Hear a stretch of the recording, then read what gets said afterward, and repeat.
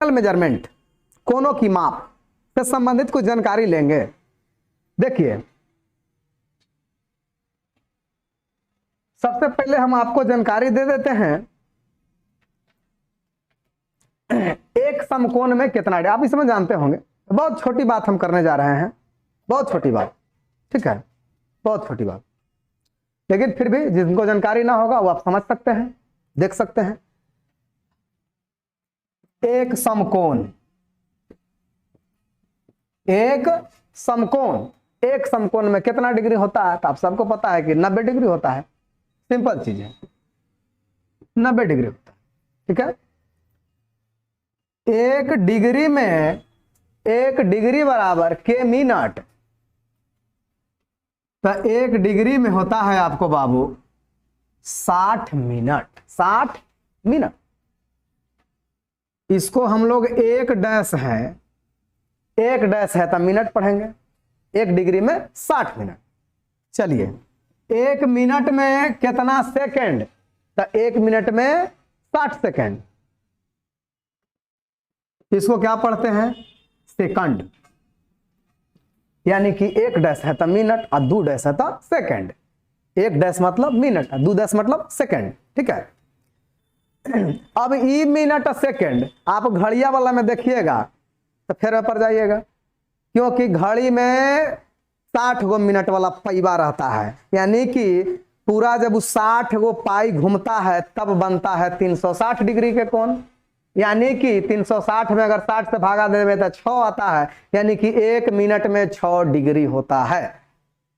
उघाड़ा वाला चीज है, लेकिन अगर उसको अगर यहाँ आप रूल कीजिएगा तो फिर में पड़ जाइएगा, गलत हो जाएगा, ठीक है। तो ये एक समकोण में 90 डिग्री, एक डिग्री में 60 मिनट और एक मिनट में 60 सेकंड, ठीक है। इसके बाद अब हम एक रेडियन के आपको परिभाषा समझावे का प्रयास करते हैं। एक रेडियन का परिभाषा,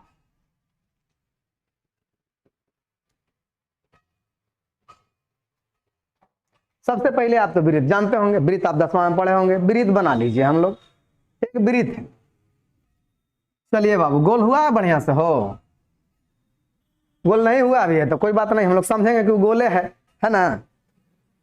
तो ये आपका सेंटर हो गया वृत्त का, ये आपका त्रिज्या हो गया और ये भी आपका त्रिज्या हो गया, और ये जो है ए बी यहां से यहां तक, ये आपको एगो चाप हो गया। ए बी एक चाप है, समझते होंगे, चाप का परिभाषा आप जानते होंगे।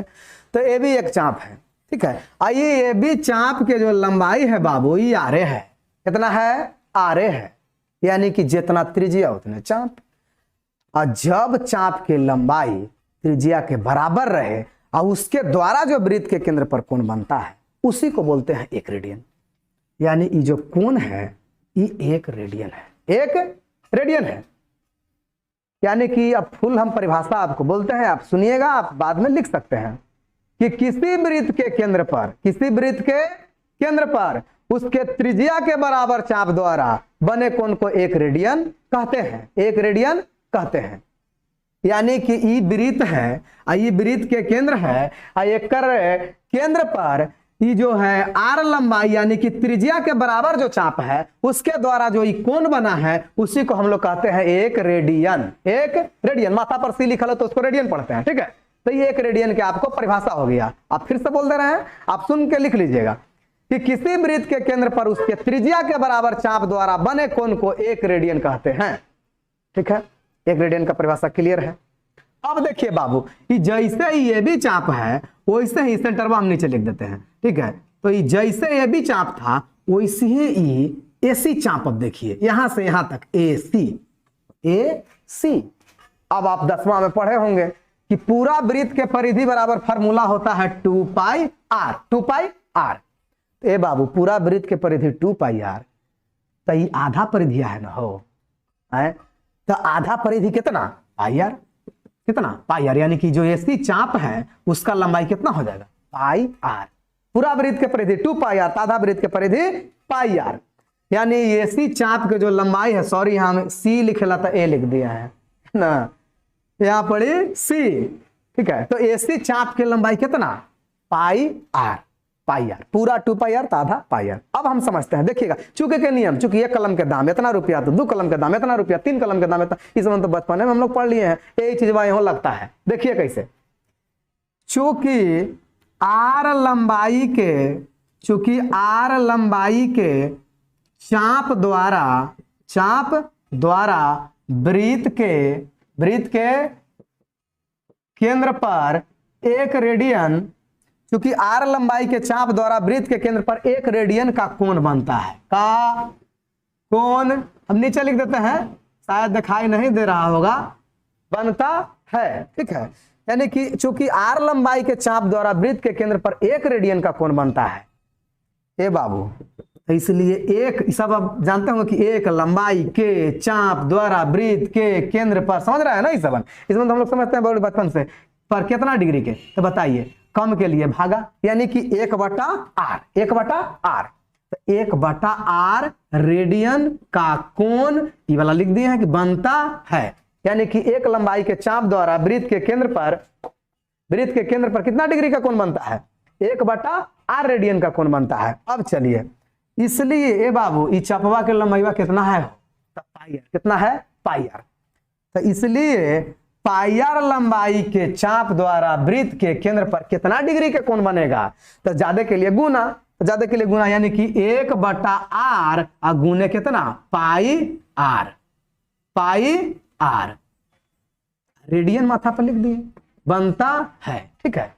यानी कि पाई आर लंबाई के चाप द्वारा वृत्त के केंद्र पर कितना कोण बनता है, तो इतना रेडियन। अब इसको अब देखिए, आर से आर क्या कर दिए हैं, काट दिए हैं, यानी कितना आया, पाई रेडियन, कितना आ गया, पाई रेडियन, ठीक है, पाई रेडियन। देखिए समझिए, ये पाई रेडियन कौन वाला कोण है, एसी लंबाई के द्वारा जो वृत्त के केंद्र पर बन रहा है कोण, उसको बोलेंगे पाई रेडियन। ए बाबू, एसी द्वारा कौन कोणवा बना है हो, जैसे ए बी द्वारा बन रहा था ये कोणवा, वैसे ही एसी द्वारा बन रहा है पूरा कोणवा ना हो, ये पूरा कोण बन रहा है। यानी कहने का मतलब है कि जो पाई रेडियन आया है वो कौन कौन है, तो ए सी, यहाँ हम लोग सी ले लिए थे सेंटर, यहाँ ओ ले लेते हैं, क्योंकि यहाँ सी हम लोग लिए हैं तो यहाँ तो ओ लेना पड़ेगा, यानी कि ओ है सेंटर, ठीक है। अब सेंटर ओ है, सी है, यानी कि कौन कौन, पूरा कोण ए ओ सी, यानी कोण ए ओ सी बराबर पाई रेडियन, इसको बोल दिए समीकरण फर्स्ट। समीकरण का बोल दिए फर्स्ट, यानी कि कोण ए ओ सी का मान इसका जो है कितना है, पाई रेडियन है। ये हो गया आपको एकाएकी नियम से, चुकी वाला से। अब हम लोग फिर समझ लेते हैं, कौन से, हम लोग अब समझते हैं इसको सरल रेखीय कोण, यानी कि ज्यामिति के अनुसार। आप समझिए, हम लोग पढ़े हैं 9वां में, 8वां में, पढ़े हैं 7वां में, कि एक सरल रेखा पर, यानी एक सरल रेखा पर कोई बिंदु है, तो किसी सरल रेखा के किसी बिंदु पर एक ही और जे गो कोण बने, हम बड़ी बनी बना दिए, इस सब कोणों का योगफल कितना होता है जी, 180 डिग्री, आप तो जानते होंगे। यानी कि किसी सरल रेखा के किसी बिंदु पर एक ही ओर का बना कोण 180 डिग्री को होता है।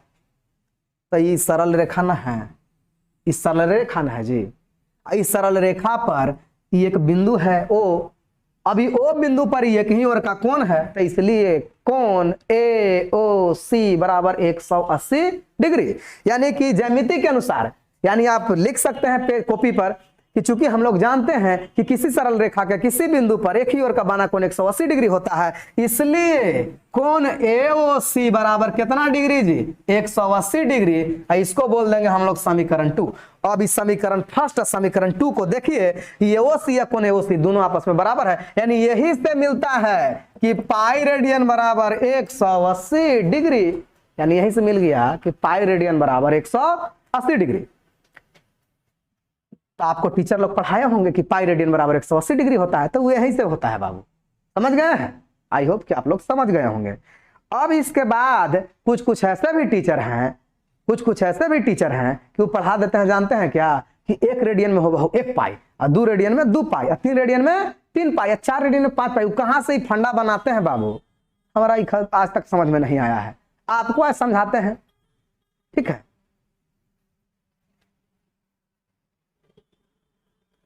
देखिएगा ध्यान से, आई होप कि ये पूरा बात आप लोग समझ गए होंगे। जब समझ गए होंगे तो आज ये भी समझ आइएगा कि 1 रेडियन में 1 पाई नहीं होता है, 2 रेडियन में 2 पाई नहीं होता है। वो पढ़ा देते हैं, उस समय गलती पढ़ा देते हैं। जी हाँ, बिल्कुल गलत पढ़ाते हैं, आप समझिएगा। यहाँ 1 रेडियन में 1 पाई और 2 रेडियन में 2 पाई और 3 रेडियन में बोलते हैं कि 3 पाई। ये कैसे पॉसिबल है, आप बता सकते हैं, समझिएगा। देखिए 1 रेडियन क्या है परिभाषा, कि किसी वृत्त के केंद्र पर उसके त्रिज्या के बराबर चाप द्वारा बने कोण को क्या कहते हैं, 1 रेडियन। अगर ये भी चाप के लंबाई r है तो इसके द्वारा जो कोण बन रहा है उसी को बोलते हैं हम लोग 1 रेडियन।